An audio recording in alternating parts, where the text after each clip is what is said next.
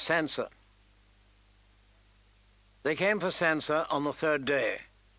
She chose a simple dress of dark grey wool, plainly cut, but richly embroidered around the collar and sleeves. Her fingers felt thick and clumsy as she struggled with the silver fastenings without the benefit of servants. Jane Poole had been confined with her, but Jane was useless. Her face was puffy from all her crying, and she could not seem to stop sobbing about her father. "I'm certain your father is well," Sansa told her when she had finally gotten the dress buttoned right. "I'll ask the Queen to let you see him."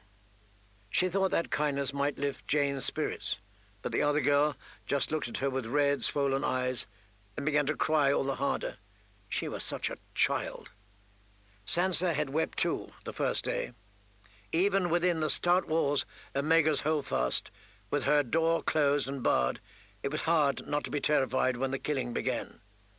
She had grown up to the sound of steel in the yard, and scarcely a day of her life had passed without hearing the clash of sword on sword. Yet somehow, knowing that the fighting was real, made all the difference in the world.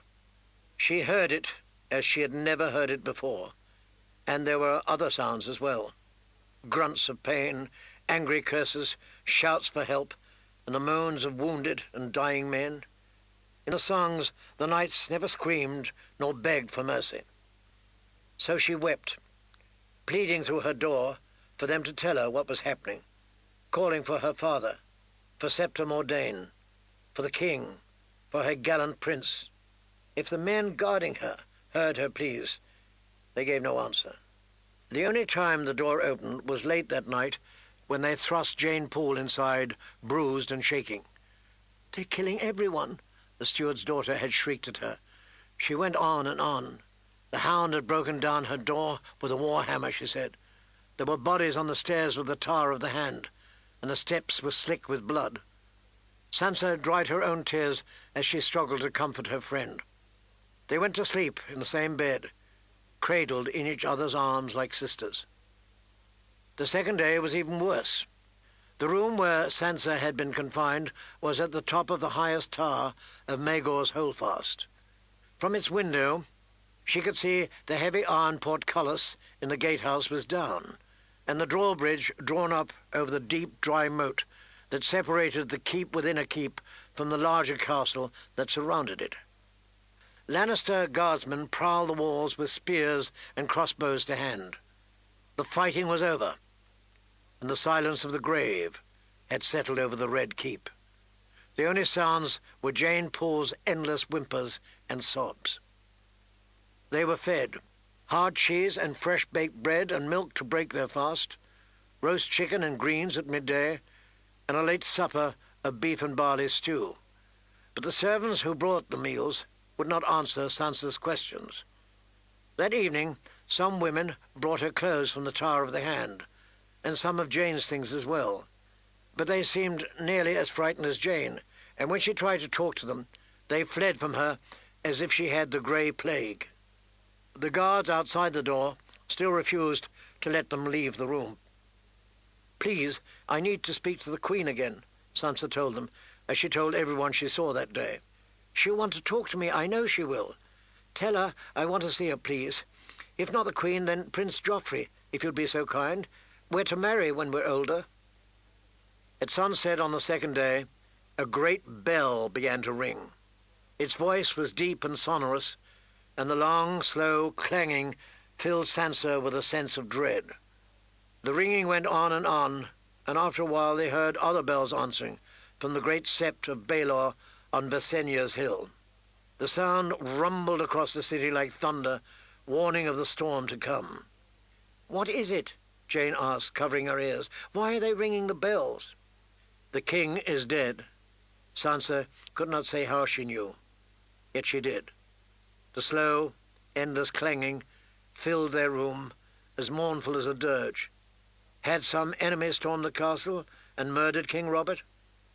Was that the meaning of the fighting they had heard? She went to sleep wondering, restless and fearful. Was her beautiful Joffrey the king now? Or had they killed him too? She was afraid for him and for her father. If only they would tell her what was happening. That night, Sansa dreamt of Joffrey on the throne, with herself seated beside him in a gown of woven gold. She had a crown on her head, and everyone she had ever known came before her to bend the knee and say their courtesies. The next morning, the morning of the third day, Sir Boros Blunt of the King's Guard came to escort her to the Queen. Sir Boros was an ugly man with a broad chest and short bandy legs. His nose was flat, his cheeks baggy with jowls, his hair grey and brittle. Today he wore white velvet, and his snowy cloak was fastened with a lion brooch. The beast had the soft sheen of gold, and his eyes were tiny rubies. "You look very handsome and splendid this morning, Sir Boros," Sansa told him. A lady remembered her courtesies, and she was resolved to be a lady no matter what. "And you, my lady," Sir Boros said in a flat voice. "Her Grace awaits. Come with me." There were guards outside her door, Lannister men-at-arms in crimson cloaks and lion-crested helms. Sansa made herself smile at them pleasantly and bid them a good morning as she passed. It was the first time she had been allowed outside the chamber since Sir Aerys Oakheart had led her there 2 mornings past. "To keep you safe, my sweet one," Queen Cersei had told her. "Joffrey would never forgive me if anything happened to his precious." Sansa had expected that Sir Boros would escort her to the royal apartments, but instead he led her out of Maegor's Holdfast. The bridge was down again. Some workmen were lowering a man on ropes into the depths of the dry moat. When Sansa peered down, she saw a body impaled on the huge iron spikes below. She averted her eyes quickly, afraid to ask, afraid to look too long, afraid he might be someone she knew. They found Queen Cersei in the council chambers, seated at the head of a long table littered with papers, candles, and blocks of sealing wax. The room was as splendid as any Sansa had ever seen. She stared in awe at the carved wooden screen and the 2 sphinxes that sat beside the door. "Your Grace," Sir Boros said, when they were ushered inside by another of the King's Guard, Sir Mandon, of the curiously dead face, "I brought the girl." Sansa had hoped Joffrey might be with her.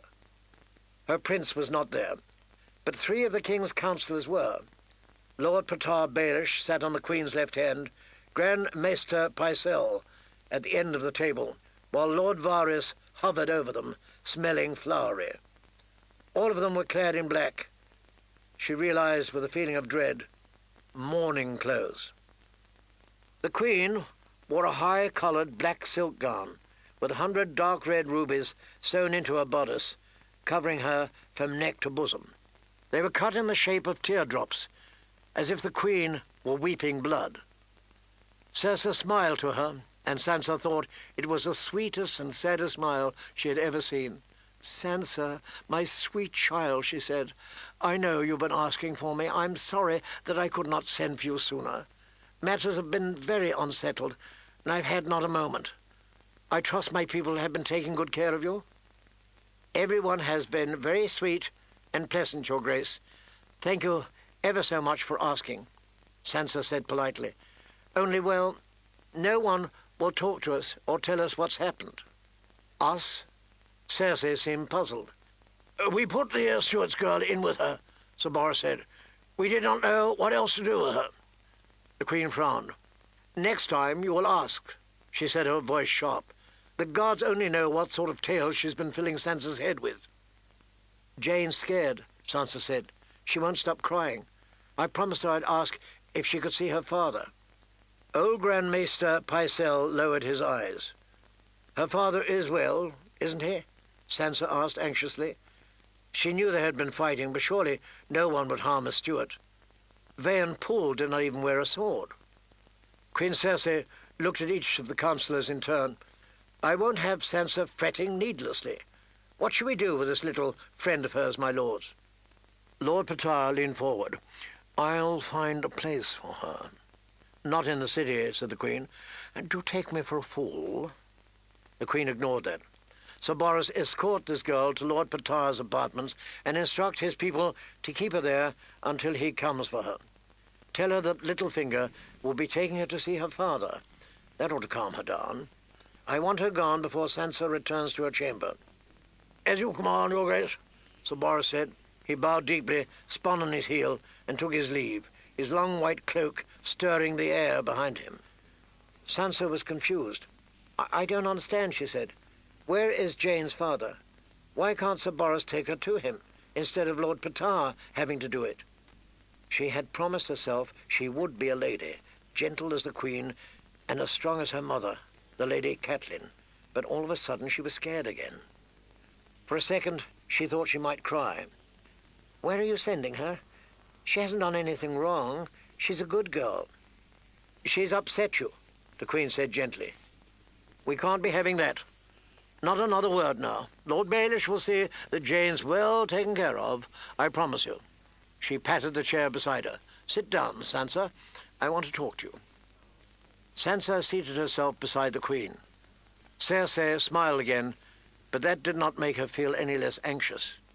Varys was wringing his soft hands together.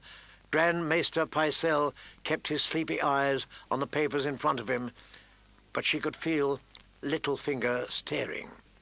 Something about the way the small man looked at her made Sansa feel as though she had no clothes on. Goosebumps pimpled her skin. "Sweet Sansa," Queen Cersei said, laying a soft hand on her wrist. "Such a beautiful child. I do hope you know how much Joffrey and I love you." "You do?" Sansa said, breathless. Littlefinger was forgotten. Her prince loved her. Nothing else mattered. The Queen smiled. "I think of you almost as my own daughter, and I know the love you bear for Joffrey." She gave a weary shake of her head. "I'm afraid we've had some grave news about your Lord Father. You must be brave, child." Her quiet words gave Sansa a chill. "What is it?" "Your father is a traitor, dear," Lord Varys said. Grand Maester Pycelle lifted his ancient head. "With my own ears I heard Lord Eddard swear to our beloved King Robert that he would protect the young princes as if they were his own sons. And yet the moment the king was dead, he called the small council together to steal Prince Joffrey's rightful throne." "No," Sansa blurted. "He wouldn't do that. He wouldn't." The Queen picked up a letter. The paper was torn and stiff with dried blood, but the broken seal was her father's, the direwolf stamped in pale wax. "We found this on the captain of your household guard, Sansa. It is a letter to my late husband's brother, Stannis, inviting him to take the crown." "Please, Your Grace, there's been a mistake." Sudden panic made her dizzy and faint. "Please, send for my father. He'll tell you. He would never write such a letter. The king was his friend." "Robert thought so," said the Queen. "This betrayal would have broken his heart. The gods are kind that he did not live to see it." She sighed. "Sansa, sweetling, you must see what a dreadful position this has left us in. You are innocent of any wrong, we all know that, and yet you are the daughter of a traitor. How can I allow you to marry my son?" "But I love him," Sansa wailed, confused and frightened. What did they mean to do with her? What had they done to her father? It was not supposed to happen this way. She had to wed Joffrey. They were betrothed. He was promised to her. She'd even dreamed about it. It wasn't fair to take him away from her on account of whatever her father might have done. "Oh, how well I know that, child," Cersei said, her voice so kind and sweet. "Why else should you have come to me and told me of your father's plan to send you away from us, if not for love?" "It was for love," Sansa said in a rush. "Father wouldn't even give me leave to say farewell." She was the good girl, the obedient girl, but she had felt as wicked as Arya that morning, sneaking away from Septa Mordane, defying her Lord Father. She had never done anything so willful before, and she would never have done it then, if she hadn't loved Joffrey as much as she did. He was going to take me back to Winterfell and marry me to some hedge knight, even though it was Joff I wanted. I told him, but he wouldn't listen. The king had been her last hope. The king could command father to let her stay in King's Landing and marry Prince Joffrey. Sansa knew he could. But the king had always frightened her. He was loud and rough-voiced and drunk as often as not, and he would probably just have sent her back to Lord Eddard if they'd even let her see him. So she went to the queen instead, and poured out her heart, and Circe had listened and thanked her sweetly. Only then Sir Ares had escorted her to the high room in Mega's holdfast and posted guards, and a few hours later the fighting had begun outside. "Please," she finished, "you have to let me marry Joffrey. I'll be ever so good a wife to him. You'll see. I'll be a queen just like you, I promise." Queen Circe looked to the others. "My lords of the council, what do you say to her plea?" "The poor child," murmured Varys, "loves her true and innocent, your grace. It would be cruel to deny it. And yet, what can we do? Her father stands condemned." His soft hands washed each other in a gesture of helpless distress. "A child born of traitor's seed will find that betrayal comes naturally to her," said Grand Maester Pycelle. "She is a sweet thing now, but in 10 years, who can say what treason she may hatch?" "No," Sansa said, horrified.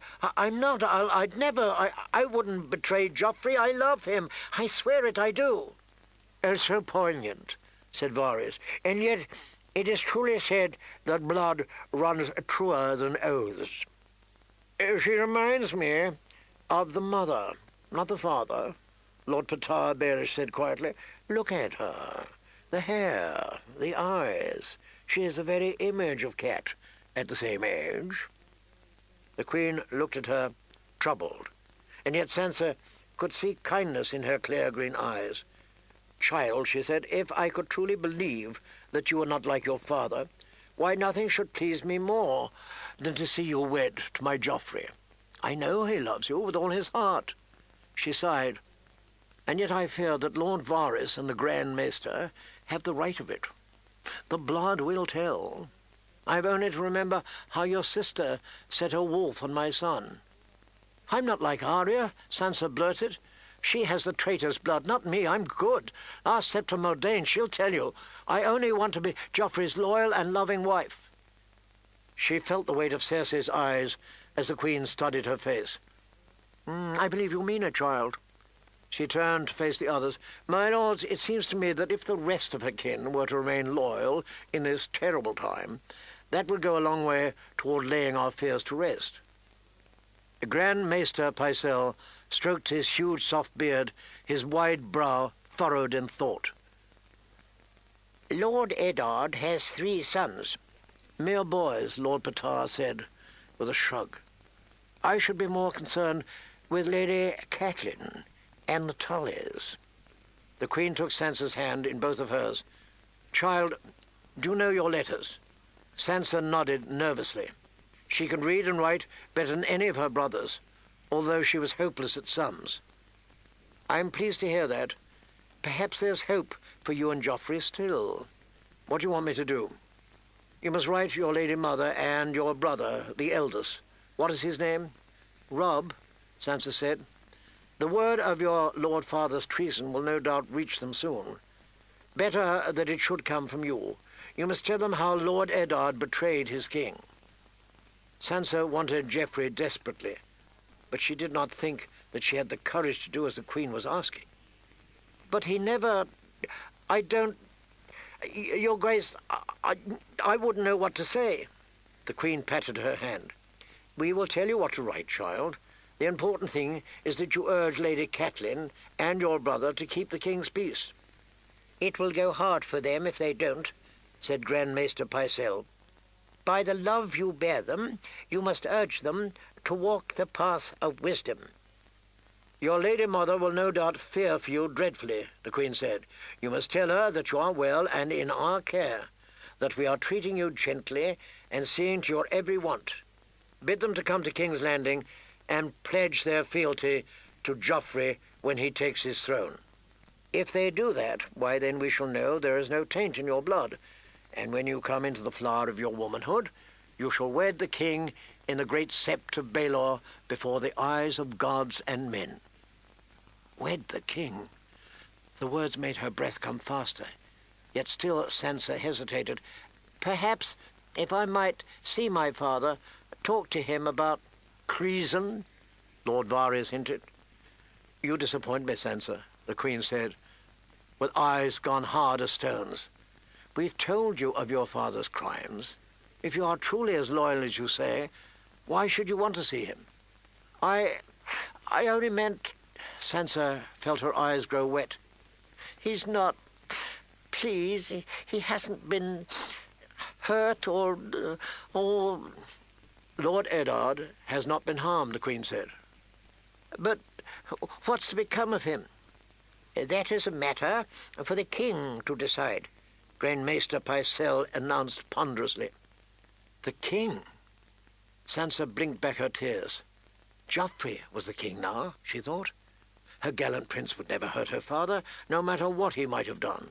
If she went to him and pleaded for mercy, she was certain he'd listen. He had to listen. He loved her. Even the Queen said so. Joff would need to punish father, the lords would expect it, but perhaps he could send him back to Winterfell or exile him to one of the free cities across the narrow seas. It would only have to be for a few years. By then she and Joffrey would be married, and once she was queen, she could persuade Joff to bring father back and grant him a pardon. Only, if Mother O'Robb did anything treasonous, called the banners, or refused to swear fealty or anything, it would all go wrong. Her Joffrey was good and kind. She knew it in her heart. But the king had to be stern with rebels. She had to make them understand. She had to. I'll write the letters," Sansa told them. With a smile as warm as the sunrise, Cersei Lannister leaned close and kissed her gently on the cheek. "I knew you would. Joffrey will be so proud when I tell him what courage and good sense you've shown here today." In the end, she wrote 4 letters, to her mother, the Lady Catelyn Stark, to her brothers at Winterfell, and to her aunt and her grandfather as well, Lady Lysa Arryn of the Eyrie and Lord Hoster Tully of Riverrun. By the time she had done, her fingers were cramped and stiff and stained with ink. Varys had her father's seal. She warmed the pale white beeswax over a candle, poured it carefully, and watched as the eunuch stamped each letter with a dire wolf of House Stark. Jane Poole and all her things were gone when Sir Mandon Moore returned Sansa to the high tower of Maegor's Holdfast. No more weeping, she thought gratefully, yet somehow it seemed colder with Jane gone, even after she'd built a fire. She pulled a chair close to the hearth, took down one of her favorite books, and lost herself in the stories of Florian and Jonquil, of Lady Shella and the Rainbow Knight, of valiant Prince Aemon and his doomed love for his brother's queen. It was not until later that night, as she was drifting off to sleep, that Sansa realized that she had forgotten to ask about her sister.